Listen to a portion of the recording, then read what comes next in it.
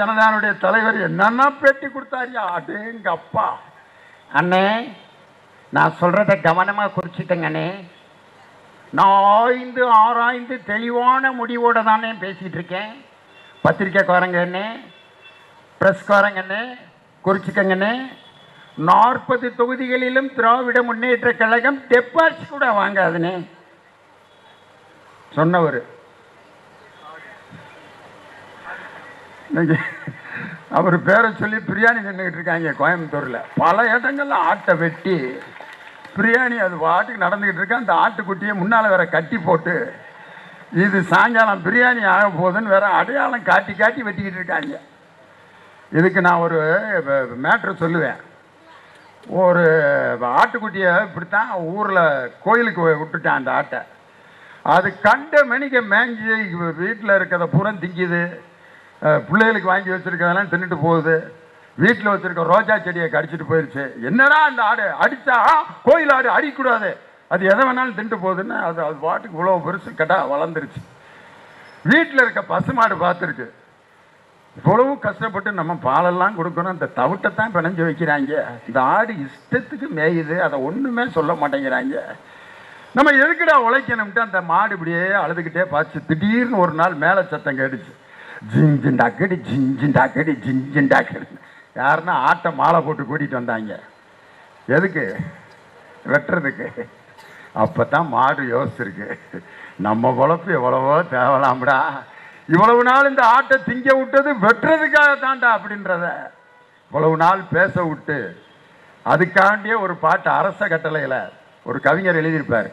வேட்டையாடு விளையாடு விருப்பம் போல உறவாடு வீரமாக நடையை போடு நீ வெற்றி என்னும் கடலில் ஆடு. அதில் ஒரு வார்த்தை வரும், ஒரு வாக்கியம். சரோஜாதேவி பாடுவாங்க.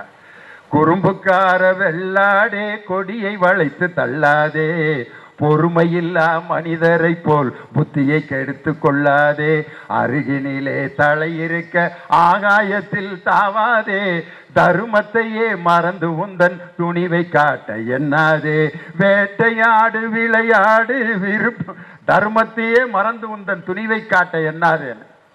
தங்கவேல் ஒரு படத்தில் இப்படித்தான் கனவு கண்டுகிட்டு இருப்பாரு. திடீர்னு ஒருத்தன் எழுப்பான், டே எந்திரா, ஏண்டா டே ஏண்டா ஏண்டா எவன்டா ஏண்டா எழுப்புனீங்க?